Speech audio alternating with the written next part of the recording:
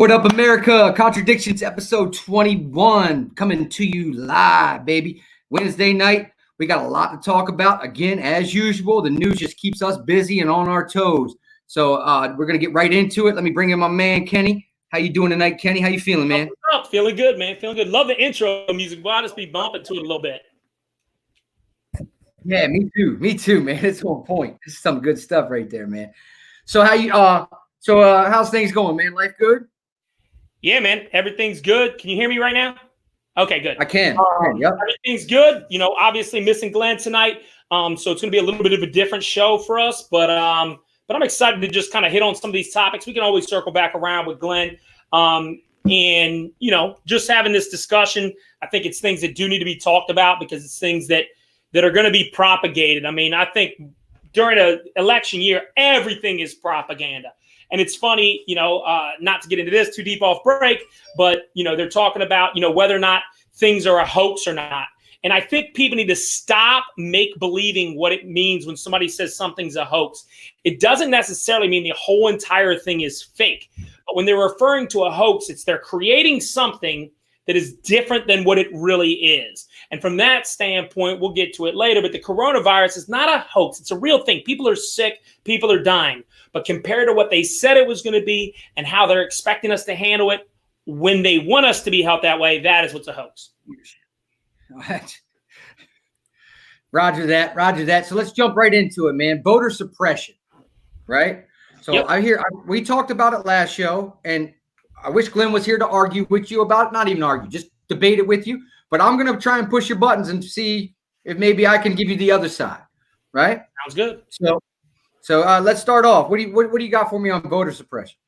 So if you want to bring up the chart, what I thought we should do is take a look at what the ACLU is calling it, because as the ACLU is going to have these different terms that they use, and I wanted to make sure that we discuss these, and they'll be the counterpoint.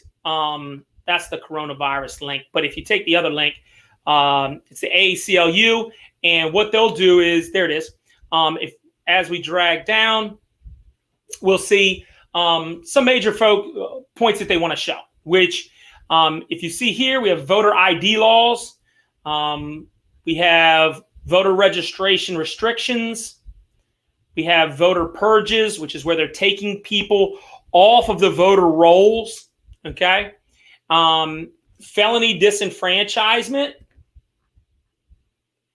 and gerrymandering. Those are the major keys to what they put on this website as to what it really is towards, you know, what voter suppression is. Okay, so I wanted to start, we'll start with voter ID laws. Okay, first of all, I think it's important to note that the African-American vote has been increasing dramatically.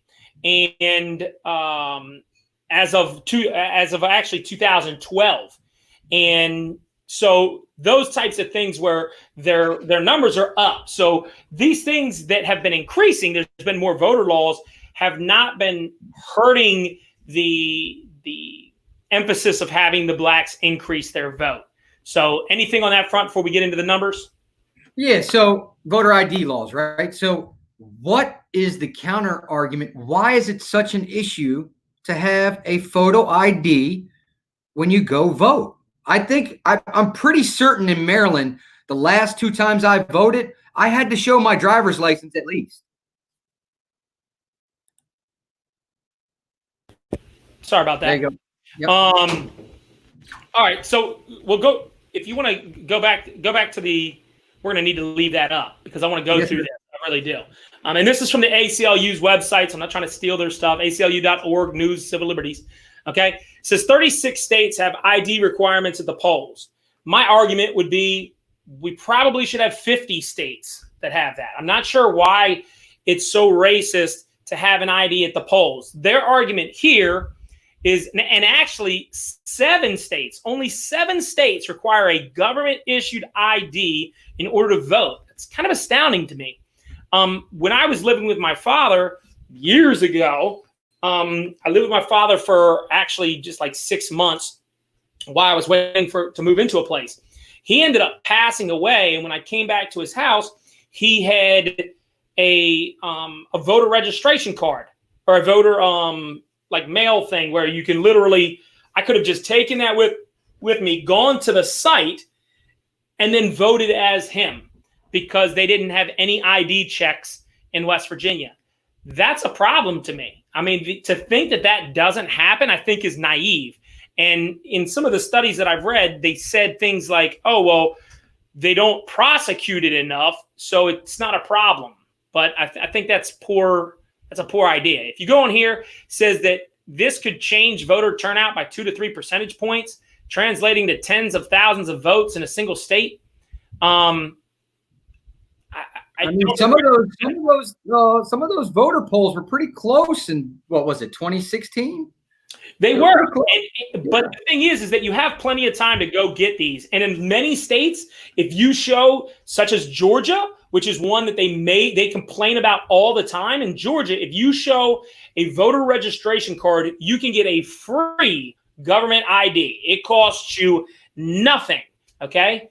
And so that's the kind of incentives we need. Right. And I think we should, I would be perfectly okay if they said, hey, look, you have to have a free option to be able to get, if you want to vote, you can get a free ID card. I'm okay with that. Okay. Yep. I'm okay with some other things that we'll get into later here. But the reality is, it sounds pretty racist to me to think that black people can't just go to the DMV or go to the MVA and go to get an ID card. Okay. This is just ridiculous. Like that idea is racist in and of itself. And I think people can certainly get voter IDs. And actually, according to what Glenn said on the last show, he's pro ID laws. So, but like I said, that's what they always talk about. They always act like this is a racist idea. And I just think that's nonsense. It says that over 21 million citizens do not have government issued photo identification, but that's ridiculous because that's not voting age citizens. That's them playing the numbers game. Notice how it doesn't say 21 million, voting age exactly, right? So they're lumping other people in there to make their numbers better. And it says that the ID can be costly. It's actually never costly. I believe the most expensive one in the United States is $32. I couldn't even find that one. Okay, I was looking. Maryland's 35. Well, Maryland's 20 if you have a voter registration card. Right. You're right. Which is what I happened to look up just because it was Maryland. Texas, $16. New Hampshire, $10. These are all the states that they complain about in this map right here. Okay, and the most expensive one in this map is $20. Okay, so that's the voter ID side of it. Then voter registration restrictions. Well, one of the issues that they're having and that they had in Georgia, which is where people's names don't match up, and they say things like, well, just because the name's wrong doesn't mean that you shouldn't be able to vote. So if I have one letter in my name wrong, well, yes. Okay. If you're buying a house, your mortgage statement has one piece of wrong information. Guess what? It goes back to the underwriter and it's a no-go. That's how it works. If you're going to take a loan out, if you're going to pay your taxes, if you're going to get a job, these numbers have to be right. And when they're not right, it doesn't work. I mean, you can't get a bank account with the wrong social security number. I mean, they're going to check these things, and it doesn't. At the end of the day, the reason why people on the right think that matters a lot is because if it's all these mistakes, then maybe it's because they're not the ones filling it out. So if somebody fills it out and spells your name wrong, well, because you go by Steven and it's PH against V, well, maybe you wouldn't have made that mistake. You're not going to misspell your own name that way. But somebody else who was filling it out for you, which a lot of times happens when they do these push the vote things, somebody will come by, they'll say their name, and they'll just start trying to fill it in for, oh, I'll get it filled in for you, so you don't have to do anything. Here you go. And so then it ends up being wrong. So do it the right way. And there certainly should be areas where they can correct it. I've been at one where one was wrong, and I saw the person being able to correct it on the spot. So those types of things can happen and should happen. So let's see what they say here. It says that restrictions requiring documents to prove citizenship for voter registration. Well, again, why would you be able to not prove you're a citizen? Right.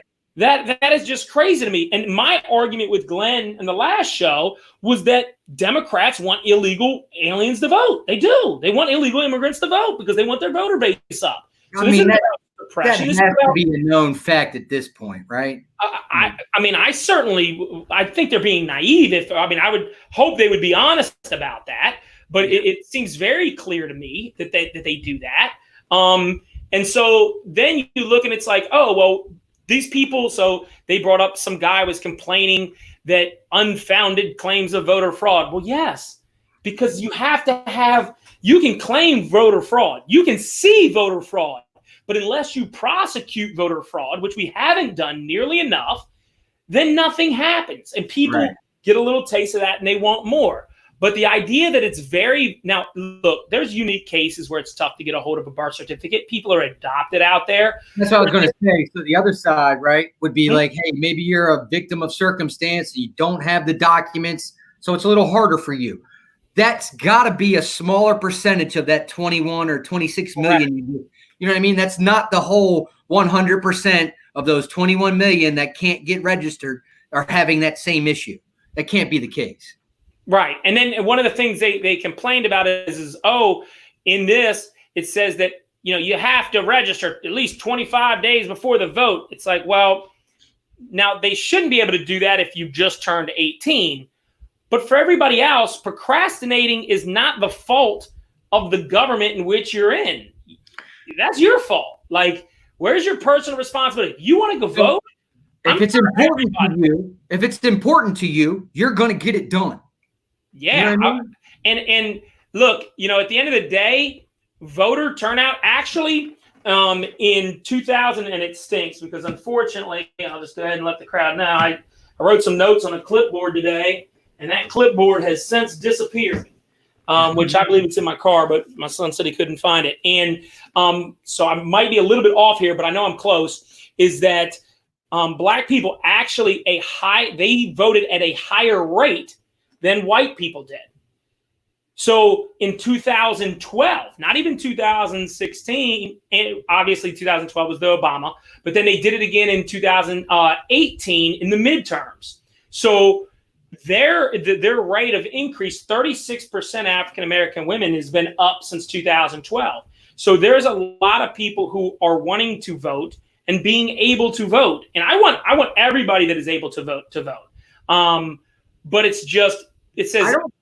I don't think there's an issue with us wanting people to vote. I just think people. Well, unfortunately, Democrats do believe that Republicans, and I'm not going to say they never have. I mean, there's been gerrymandering where politicians on both sides do it, where they're trying to get their leg up. That's what they're trying to do. Play the county lines. And I'll be the first one to say that when you have an election, I don't like that the Secretary of State is the one who the secretary. Hold on once. Actually, it's all good, man. Yeah, hold on. I can go on a rant. Here, let me. Sorry, I'm back. Okay. Sorry about that. I really want that clipboard. I had taken all these notes. Yeah. How kids are. I can't find it, so they just. I was going to say, tell them you have a $100 bill attached to that clipboard. I bet you find it. No doubt in my mind. Like, no doubt in my mind at all. So that's just how that would definitely be. But let me go ahead and get back into this. So voter purging is where they say that they basically take people off voting records. That's like, I'm not a big fan of that. But there are people who are on these rolls who, when they haven't voted, let's say you're in a state of Georgia, right? Or for me in Maryland, I haven't voted there in the last 3 elections because I've been here. So they're going to eventually take me off their rolls there. Well, of course they should, because I'm not there anymore. So that's why they do it. But the idea, again, because this is the ACLU and they're looking for mass disenfranchisement, and now, does it open a door? Yeah, but are you going to keep everybody on every row in every state you've always been in? No. So they're going to purge these. And the truth of the matter is I'd have to see the stats on it, but just going off wealth, I would assume wealthy people move from state to state a little bit more. I could be wrong, but that's what my assumption would be. Because when I was a kid, I didn't think I was ever going to leave my neighborhood. No. So I mean, that's one of the reasons I went in the Marine Corps, is to get that other look. But it says that the most common excuse for purging voter rolls are to filter out voters who have changed their address, because that's what it is. And then it says people purge them for so-called felony violations. No, yes, you get purged for felony violations as well, or felony convictions. Then it says, even though some of them never got convicted at all. Well, what do you mean out of thousands of them, some of them didn't? Well, who were they? And again, we've all got to kind of stay on top of this. I'm not saying it's a non-flawed system, but if your answer to it is you're just going to allow people who've, each state sets the laws, by the way. We'll get to that right now. That it doesn't. I think that's a big issue with what's going on all over in today's society, right? Like, we have these rules. The rules and the laws are outlined. Have everybody help you. All you have to do is follow them. They're not 100%. They're not 100% guaranteed to cure everything, but everything has a 10% fault rate. But can you live with that? I think that's livable. You can live with those fractions, right? Yeah, I mean, I think it's frustrating because it can't.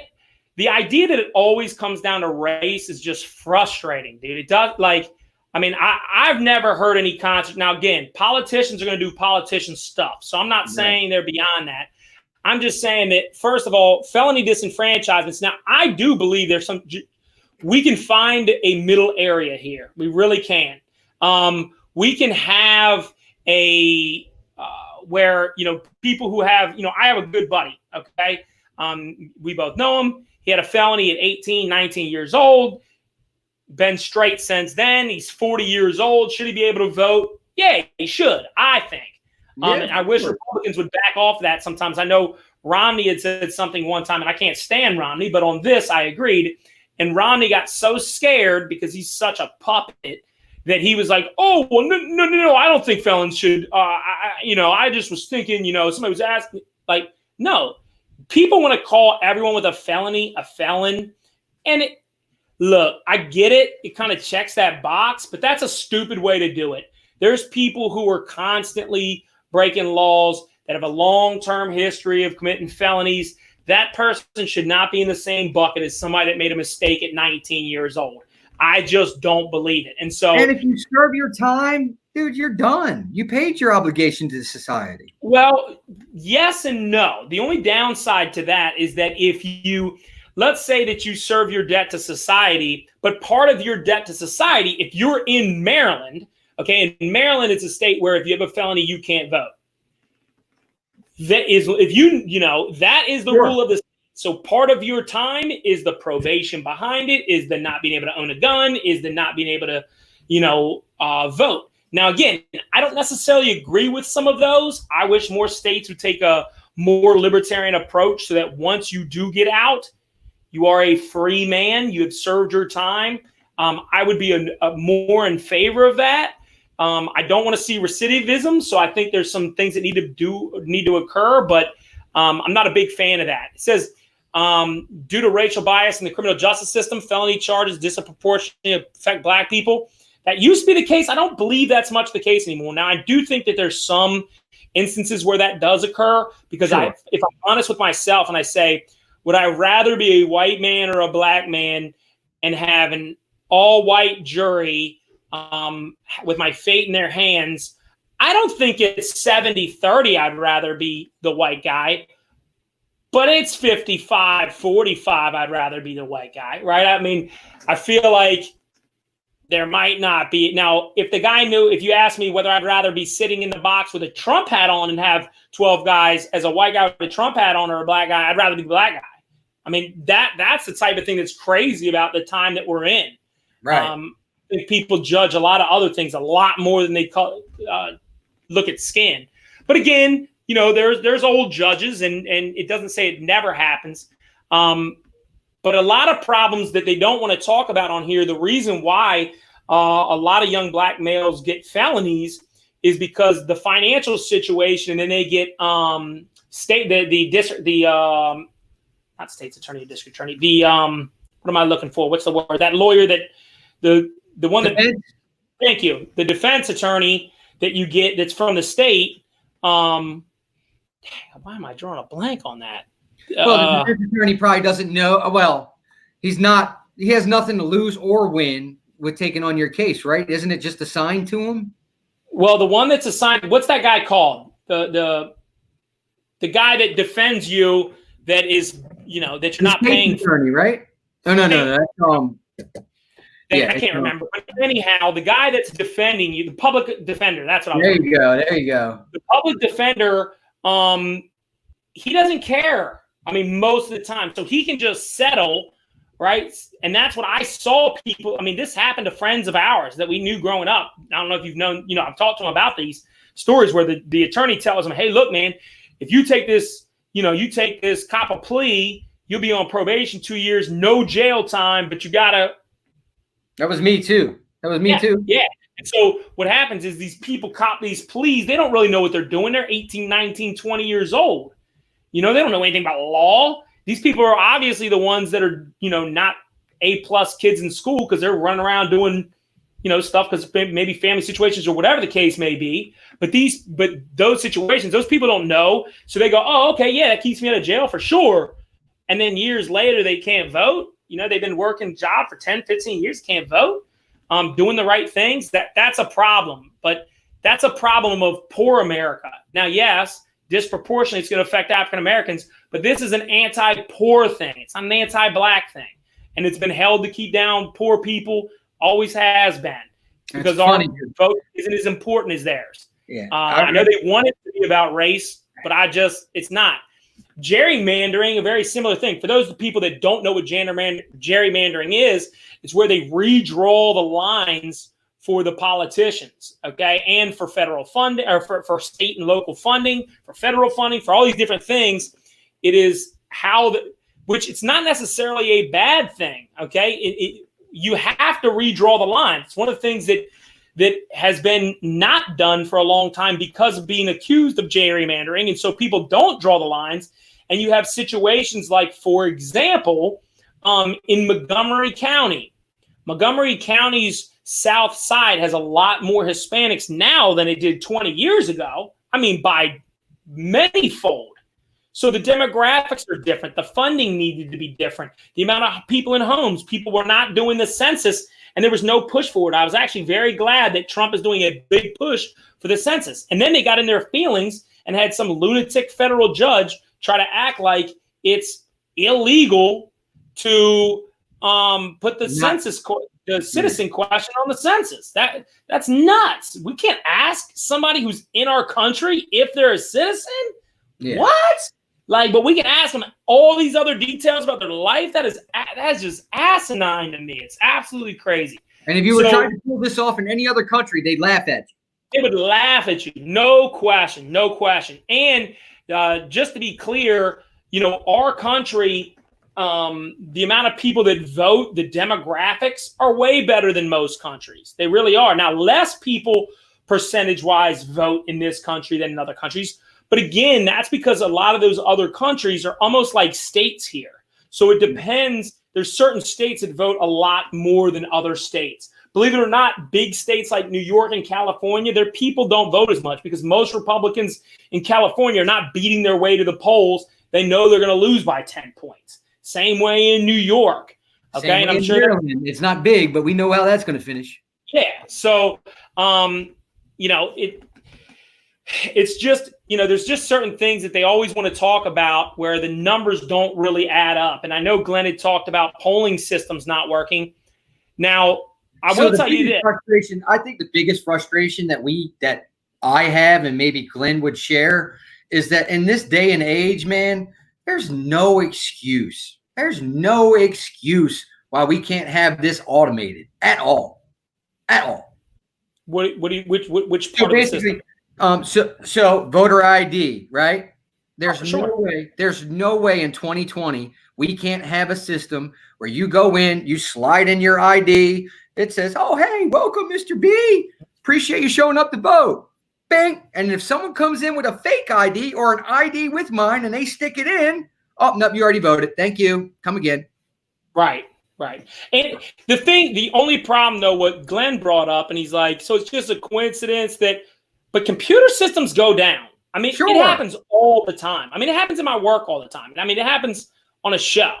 I mean, you know, it just happens. And so sometimes these things are going to happen. They do need to have backups on hand. They need to be, you know, I want, you know, my big thing, and I brought it up last week or the other day, and I know Glenn, I believe, agreed, is that we should have election day should be a day off. I do believe people would, I don't know how much that would really affect the vote, but I think it would help. I think it would go more than increase the numbers. I promise that. If they're saying that all voter suppression is affecting 2% of people, I feel like it would help more than 2% of people by having that day off. Sure. Having a paid federal holiday. Now, good. Look, people who don't work for the federal government, they might still go to work, right? It might be a federal day off, but they might want to go make that double time. But that's on them. But everybody should be required to, if you work that day, just like a federal holiday, then you get time and a half or double time or whatever it is. But you should not have to work that day. You can't be fired for that day. I think we could have some pro voting rights. I think, you know, the thing is it is a state rule. So there's states like Maine and New Hampshire, I believe, that, you know, let felons vote. Other states do not. So what'd you say? I think Virginia does too. Okay, I know there's some states that do that, and you know, so each state controls that. I think that should be controlled by the state. I know people can get mad because the voting rights, some of them got lifted a couple years ago, but some of them were unnecessary. I don't think Georgia is an inherently racist group of congressmen that are going to get together and go, we're going to find a way, you know, and just say it. We're just going to roll, you know. So the stuff that they rolled back was like, you can't specifically stop people from voting because they can't read, you know what I mean? Or things that were systemically racist at that point that don't really apply anymore. But anyways, on to the just to let you know, it was 200,000 felons in Virginia that were given their rights back, by the way. There you go. So, and I would actually be okay with some of that. I think, again, it's got to be on a case-by-case basis, of course.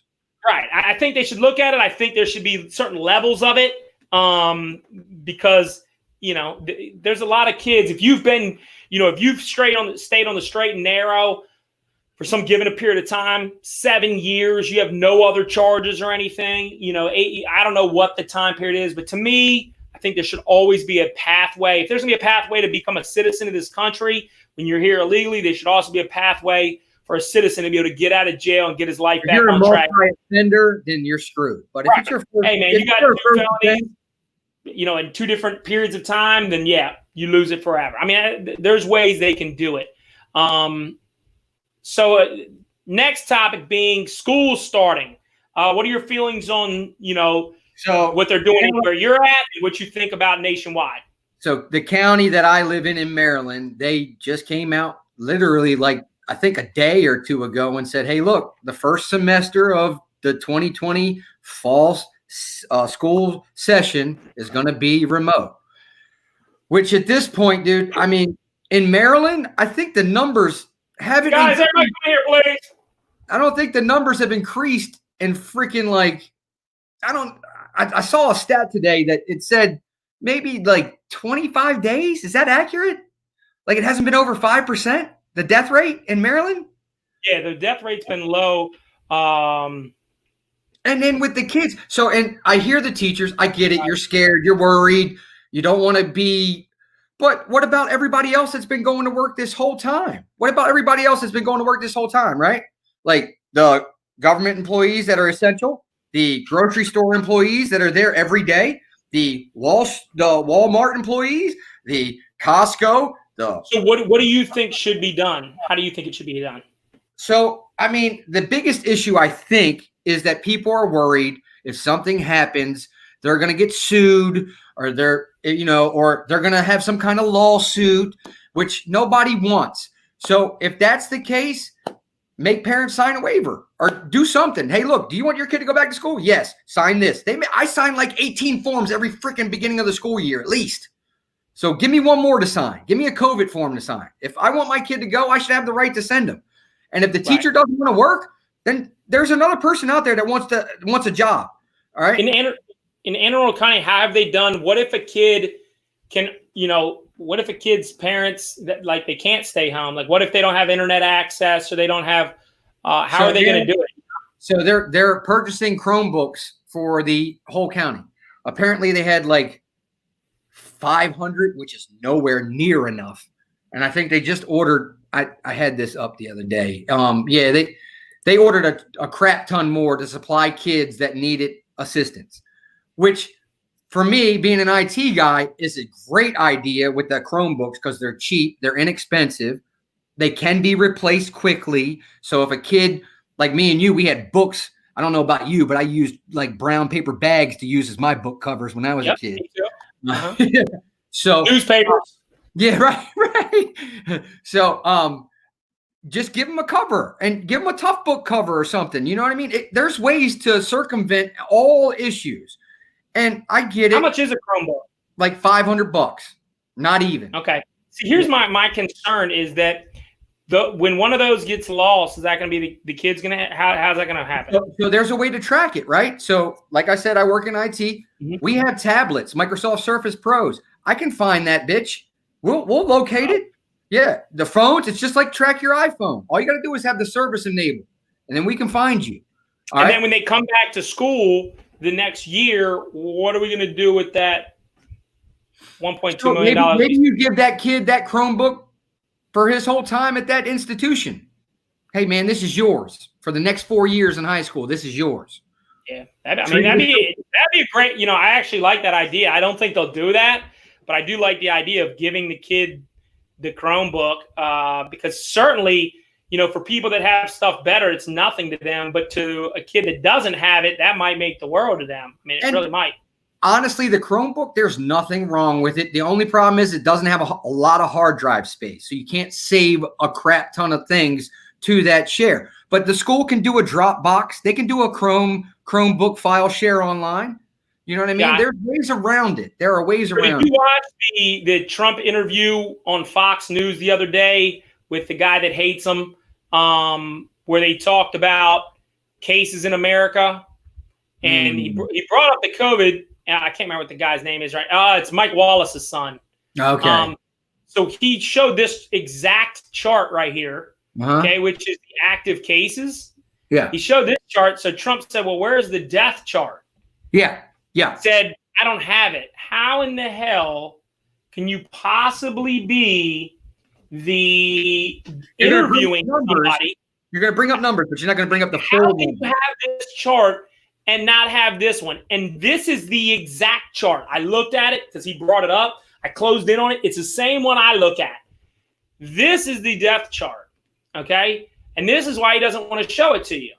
Because doesn't that show the curve has been minimalized?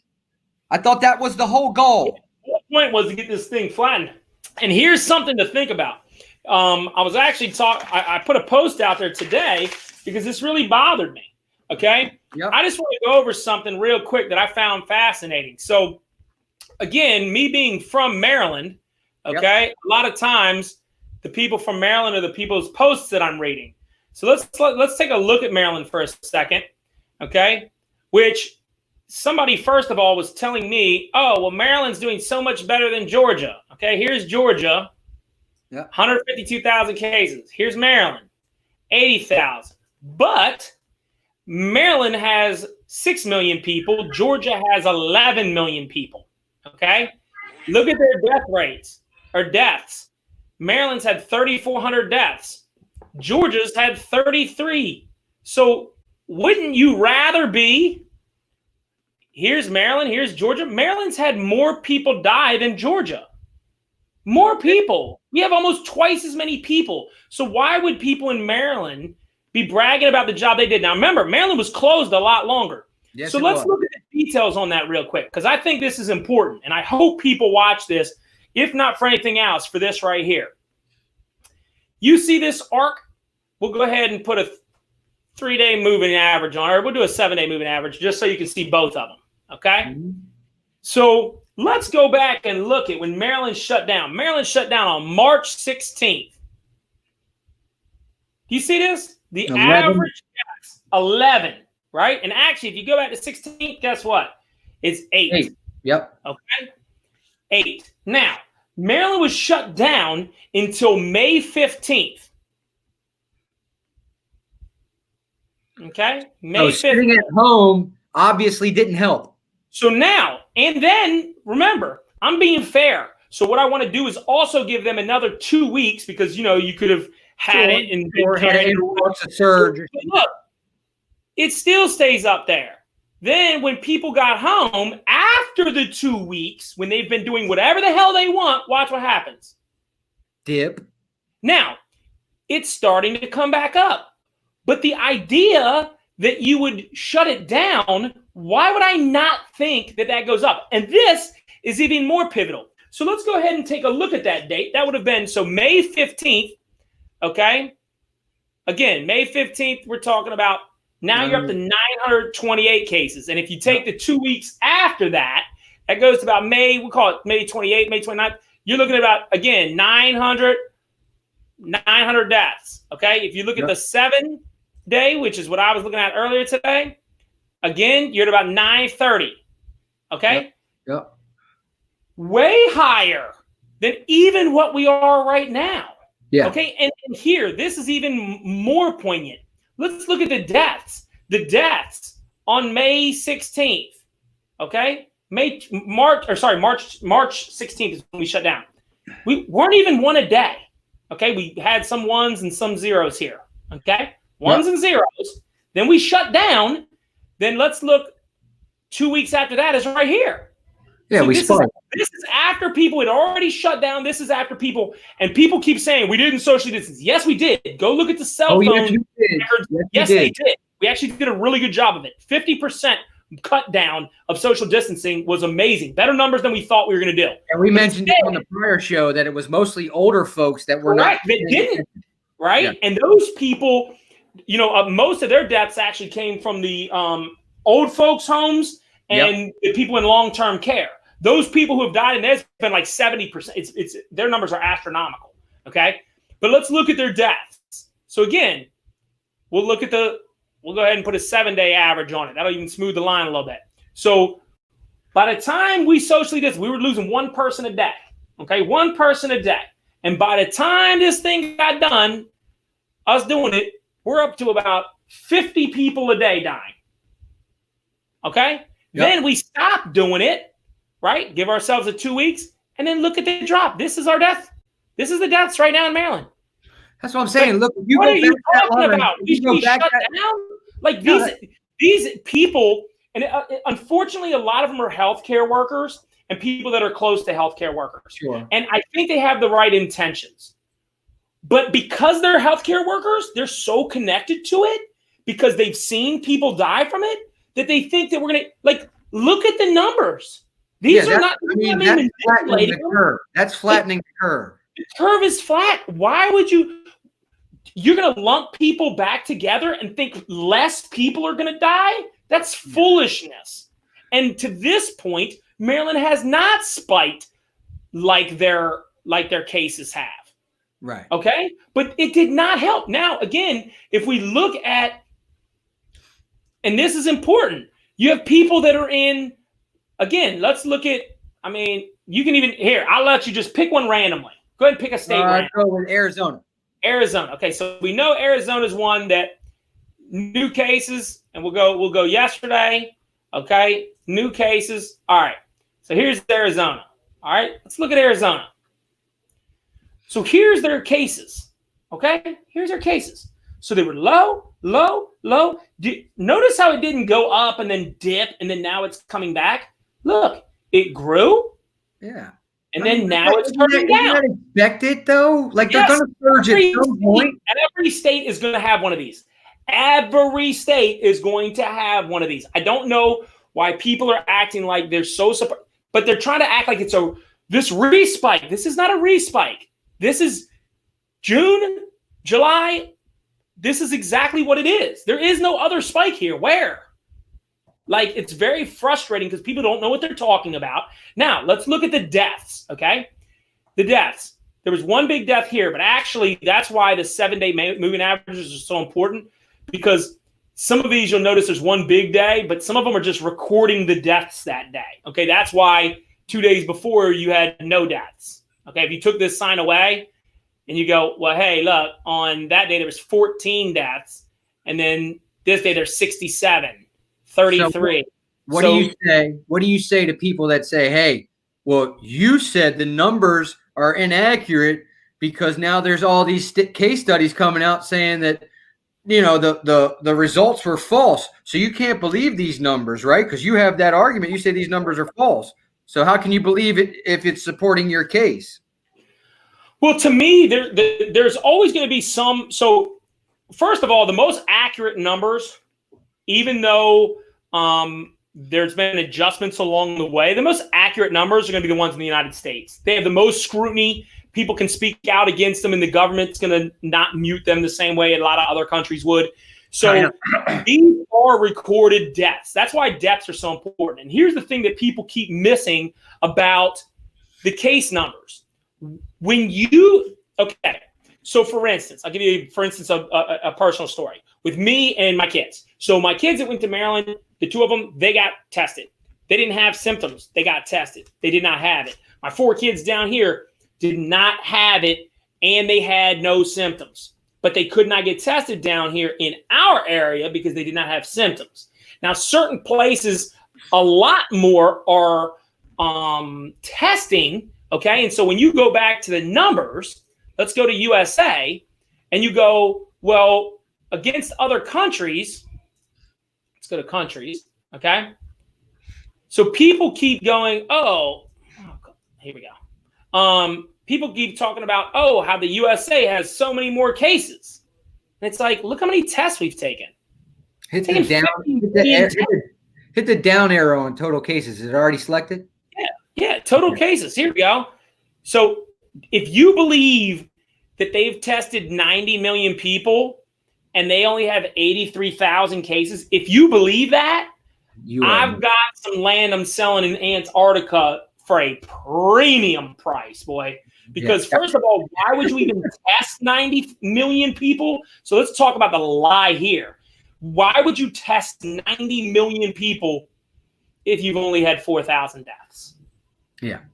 That doesn't even make sense, right? Like there would be no reason. More than this amount of people get, in 5 years, that's more people than die. There's more people die in Chicago in 3 years than China did, and yet they're testing 90 million people. That doesn't even make sense. So let's go ahead, and most reasonable people understand that that's a lie, okay? Mm-hmm. But if we go down to USA and we go, okay, we've done 50 million tests, and that's 25 million more than Russia, which again, Russia's numbers, people got to understand the propaganda between those countries when your leadership of the country is not a true democracy like ours is, or a republic like ours is. All they're trying to do is trying to prove that they're the best. According to the U.S., according to our government, they say you cannot believe the Russia or China numbers, which I tend to make sense to me.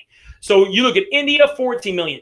Now you look at every other country, right? Let's go with the UK because they're a pretty free country. So UK, Germany, Italy, Spain, Brazil, those are all countries that I have very full faith and confidence in. Same with India. To some level, but let's just go with UK down.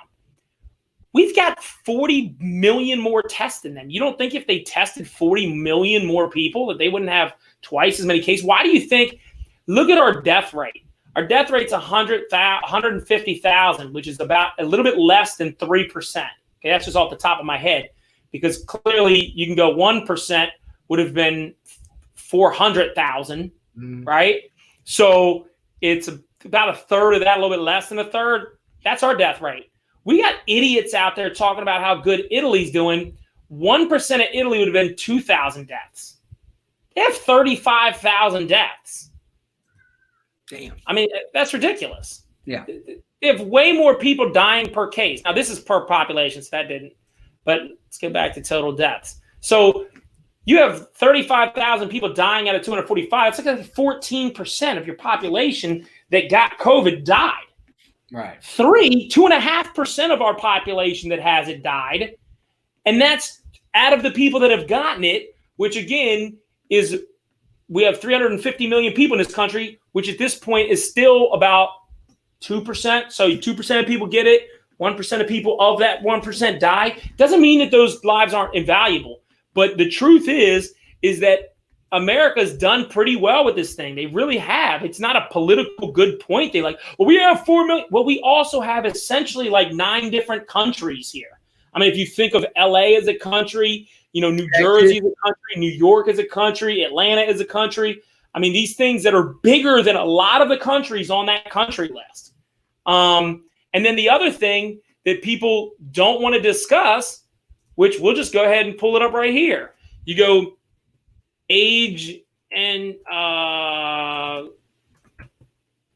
COVID-19. If you go to age, sex, demographics, and I don't think it's in Worldometer because I thought I looked it up here. Oh, here you go. So that's not nearly up to date enough. April, yeah, that's in May. There's one with the CDC. Here you go. I'll pull it up. CDC. Coronavirus. Let's go. Age. So, back while you're doing that, the school's starting online, dude. I just think it hurts the kids, man. Like, fuck. They got to certainly poor kids. I mean, how are poor kids going to and the kids that rely on sports, man? Like, you're killing everybody in high school right now that's a junior or a senior trying to make that last push for college. You're killing them. My son's a freshman, and thank goodness I don't live in Maryland. I'm so glad. I love Governor Kemp. I just want to go ahead and give a personal shout out, man. I'm so glad he's been on top of this thing. And people can go, oh, your numbers. Our curve has been flattened. We'll go to Georgia's. I'll show you Georgia's. Georgia's a little bit different. So watch. Georgia's, again, we shut down March. When you probably shouldn't have. Yep, but we didn't shut down long as everybody else. And then we reopened pretty quickly. We did the 2 weeks. And then look how long we've been open since, I want to say it was about April 15th. And look how long we went. Then all of a sudden there's a spike and they're like, oh, it's because you reopened. Oh, because we reopened 2 months ago? That's why there's a spike? Are you sure? Because the spike is in the Atlanta area primarily. Okay, and where were all those riots and everything? Oh, that's right. Because you bunched a bunch of people together trying to act like you care. They wanted this. There's no doubt they wanted this. And then again, though, look at how we've managed it. You notice how our death numbers have, let's go to our 7-day moving average. Because again, it's been peaks and valleys. But underneath the 50 mark the entire time with no major long 7-day type spikes. Okay. Yes, there's been spikes along the way, but this is called flattening the curve. We were not shut down nearly as long as everybody else. You remember Maryland's curve, how high it was compared to this curve? It's night and day, night and day. So, of course, ours is going to go longer. And look, we're having an uptick right now. But again, it's older people. Let's go ahead and go to the diagram that I was going to show. So Here we go. Now, I don't like that they lumped 15 to 24 in here because – again, older than 20, there's a little bit there. But if we go 5 to 14, which is until you're a freshman in high school, those kids, 13 out of 100,000 deaths. And actually, I looked it up the other day on another site, and it was up to date, and it was 14. So 14 out of the entire nation through July 4th. That was the last one I looked at. That was the most updated one they had. This one's June 17th. So there's one other kid. That's out of 350 million people in this country, 14. And it doesn't – I showed this stat as well, and I think this is important. If you look up the CDC 2017 CDC mortality report, what you'll find is when you go to deaths and mortality, I'll go ahead and show you this. This is like, let's act like we didn't have COVID, right? And we just wanted to find out, let's look at our deaths for kids aged, for adolescents, okay? And let's see if it has it here. Yep, this is what I was looking at. All right, so let me grab this real quick. And I'll go ahead and show you. So let me go ahead and drop this down. Okay, so what this is going to show us is this goes through the age of the people and what they have in terms of when they died. So these are all the Center for Disease Control statistics.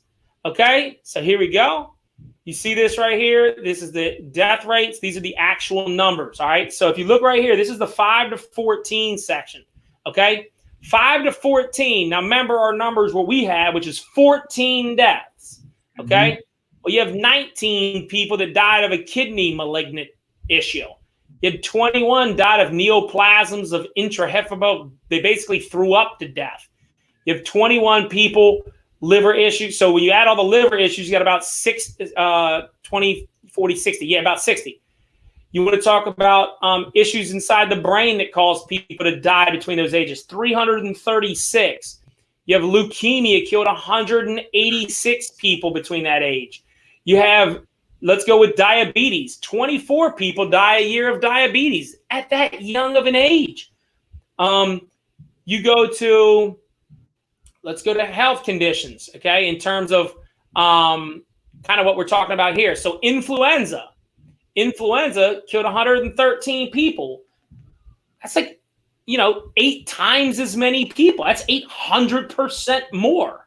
Yeah. Like it's not that every life doesn't matter. This one life right here, where this dude died of aortic aneurysm, right? Heart attack. Yep. This one person that died, they matter. It's not that they don't matter. Joey Case, I believe, or Jerry Case, one of the Case brothers that played the cross at Broadneck when I was in high school, died of meningitis. It is horrible. It sucks for that person. But we didn't shut the whole county down. Right. Like the numbers, the truth of the matter is, look, accidental drowning, 31. Okay. It's probably going to end up being at the end of the year. It would probably be maybe a third more people drowned at that age. You're not going to just not have pools, right? We don't kick everybody out of the pools. It's an unfortunate thing that happens. Accidental strangulation, 400 kids. I'm looking at so that was a little bit younger, but 30 for the drowning. You have, and then you go to just normal things like but that's the thing. You wake up every day, you take a chance. You know what I mean? If you combine influenza, pneumonia, and lower respiratory, you have 240 deaths a year from kids. Look, I'm not saying that the virus isn't real. I know a lot of people like to use that punchline. Like, it's not about that. It's about the fact that we have kids that can't afford it, that will be sitting at home, we have kids that can't get to the school building when they do, if they have it in school. We also have kids who, if they're at home, they're not going to be getting that tutelage. So you have issues either way. But to me, they need to open the schools and give kids who do not have the option to be at home learning. And let's be honest with ourselves. Kids are going to make a lot of mistakes when you come to kids. Let's be real. There's a lot of parents out there that are living beyond their means, if we're going to have a real conversation, and they got 2 parents working a lot of hours, which means these kids are going to be coming home. You don't think they're going to have other kids over their house, hanging out, partying, doing a bunch of things. School was an area where they could go and learn. And you're not just learning in your books. You're also learning how to deal with each other, deal with authority. Communicate, all those things. Exactly. And so when we don't do that, we think we can just do this online learning. Well, it's not all about learning. If school is all about learning, I'd say people just learn at home. I think that there's way, way more involved, and it's just disappointing because people want to use the boogie monster. And it's, I really read a post today about what I was going to say, man. Like, how hard is it to prove that it's in somebody's system and they're contagious, but yet we don't know? You know what I mean? Yeah. And we don't. A lot of it is we don't know. And the problem is that people say, well, err on the side of caution. And that is such a stupid, ignorant statement because you don't know which side is caution. That's right. What people keep ignoring. You have 330 people. I forgot to bring this one up. that commit suicide between ages 5 and 14. 330. You think, and I've read much things on this. Actually, a friend of mine, she's an introvert. And we were talking the other day, and I told her, she said, why do you like to be around people? And I said, the question is why you don't like to be around people. And there's nothing wrong with being an introvert. But the truth is, human nature is not introverted. It's not. So people, you look at depression, suicide, they always say that you tend to separate yourself. You start to do these certain things. I mean, obviously, in the Marine Corps, and even more so when I went in just 4 years after you, the suicide thing was like we were doing all these briefings. And I'm going to tell you what, I think and then they found out, probably about 5 to 10 years ago, that the more you talk about suicide, the more it happens. Well, good job. But I thought we had to do suicide briefings because why wouldn't we err on the side of caution? Well, it cost lives. It had people kill themselves. It did not help. So I am furious that we did that. I'm furious that we can't have an educated discussion with facts and numbers. Everybody gets so emotional. And then when they don't have facts and numbers, they say ignorant things like, you don't care. Like, you don't know every life, it matters for every single person. What if it was your grandparents? It's like, dude, my grandfather died of a sudden massive heart attack. Dude, it happens. It's not, I don't want to see anybody die, but you have to be able to step back, look at the whole picture and go, maybe this isn't, maybe borrowing $2 trillion and the amount of let's see, just like I did in the Marine Corps when I didn't, I'm in these things like, man, this is really taking me to a sad place I don't want to be at. And I remember bringing it up and people said I was so crazy about, blah, blah, blah. And it's like, at the end of the day, more people died. So we shouldn't have done them. No, we shouldn't have. For every life it saved, it cost 4. That's not a good exchange rate. That's foolishness. And that is just people who are in sociology falling in love with certain ideas and psychology. And then there's no data to back it up. I mean, it's frustrating. And so, to me, you got to get the kids in school. Yes, you should have an online option. If I don't want to send my kids to school, I'm a libertarian, man. You ain't got to do nothing. To me, you don't have to send your kids to school. I know there's laws around that, and it's like, oh, if you say that, and these kids, those parents are destroying their kids. Somehow, the biggest issue I saw with online learning last semester in the spring was that there was no accountability. You didn't have the kid check in at this time for this class and be online for 45 minutes with that teacher. That needs to change if you're going to do online, especially for elementary kids. Maybe high school kids, they're good enough to do shit on their own. They're close to college. If they want to get to a good college, they better do their due diligence and get good grades.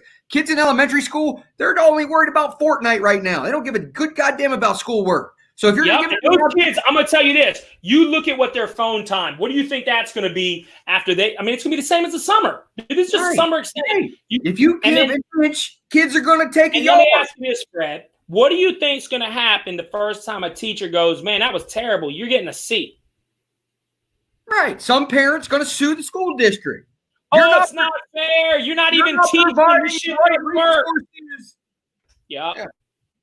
I mean, God forbid it be a black kid with a white teacher, because that's going to be racist faster than you can blink. Baltimore City came out, and you had people coming out the wazoo talking about, oh, my kid doesn't have Chromebook, he doesn't have a laptop, and I get it. And those are good arguments for that city. I understand. But who's going to make that change? The Democratic mayor? The Democratic governor? It's just sad, because this is why it's so important to have, in my opinion, conservative values in terms of preparing and in terms of putting stuff away for savings and for this and for that. And I don't just mean money. Everybody always wants to mean money. I'm talking about some of the stuff, and we'll get into this later on next week, but some of the things that Kanye West said, you can learn how to farm, and you can farm on a 4x4 piece of grass outside your house. You can learn how to be able to survive without cable. I was in a Section 8 house last week installing a 60-inch flat screen TV into the house. Now, hey, whatever, do you. But that same person is going to tell me that it's racist if they can't get an ID that's free in my state. Like, come on, man. Like, that kind of stuff is beside myself on, and we've got to be able to do better as a society. And I'm not just saying, I mean, I'm talking about the lower income people. I see it. There's white people there too. A lot of them, more. Okay. Way more, actually, if you look at the numbers. Okay. And it's like, if this whole pandemic would have happened, you know who's going to succeed in this pandemic? Is people who are prepared. People who are set up to succeed this way. People who thought something like this might happen and prepared accordingly. People who didn't, they're gonna face some piper. I mean, they're gonna pay the piper. So and another issue, I think, too, right? Like, so throw demographic out of it just for a second. Let's say we're all equal value, right? There's gonna be 50% that don't learn, that aren't gonna learn a gosh darn thing the whole time this is going on. From the spring of last year to the fall of this year, you're gonna have 50% of kids that didn't do one damn assignment. Right. And there's no accountability for it. The reason you can't throw demographic out is though because, and this is going to range across multiple areas of demographics, but is because the kids who do not, like, if you have a single parent, that single parent's got to work. What are you going to do? And you know what you're going to end up doing? I'm going to tell you right now. You're going to do the same thing I did when I was a kid. I would drop my backpack off and go hang out with all the other kids who didn't have a dad. That's what you're going to do. And then in those, you know how many times we all sat together and studied? 0. Yeah. So it's just, you know, I wish people, and most of the time it's 2-parent families sitting on their high horse telling everybody that they don't care enough. But there's a lot of people in this country that it's going to hurt. I care about those people. I don't want to see it hurt anybody. I think there's solutions that we can come up with. You know, so hopefully we'll go ahead and be able to knock that out. So in conclusion today, I'm going to go ahead and give my 2 minutes. You know, it really becomes something that it's not that voter suppression, and I'll go through that it just doesn't exist anymore. But we have to stop using excuses. Like when one side loses, it's because the other side is using voter suppression. When the other side loses, because they're not doing voter ID laws and illegal people or people that shouldn't be voting or voting twice.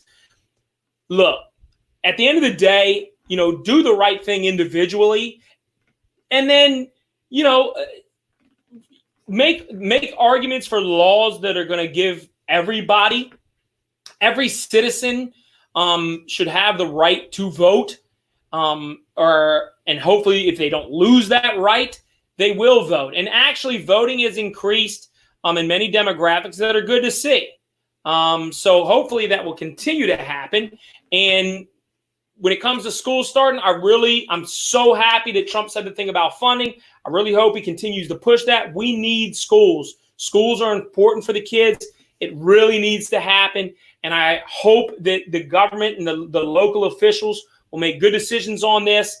And I really do believe that'll help. And that's my 2 minutes. Fred, what you got for me? Yes, sir. So like Kenny was saying, Glenn, love you. Wish you was here. But like Kenny was saying, voter suppression, is it out there? I'm sure it is. But excuses everyone has one, right? Just like assholes. So I think we just need to be have more accountability, right? So put more on you. If this is important to you, I guarantee you're going to go do it. All right. If I told you, hey, look, if you went and got a voter ID card, you get $1,000 for free. I guarantee you'd find a way to get to that damn place to get that voter ID card. All right. So if this is important to you, go out and do that due diligence. Get it done. All right. School starting.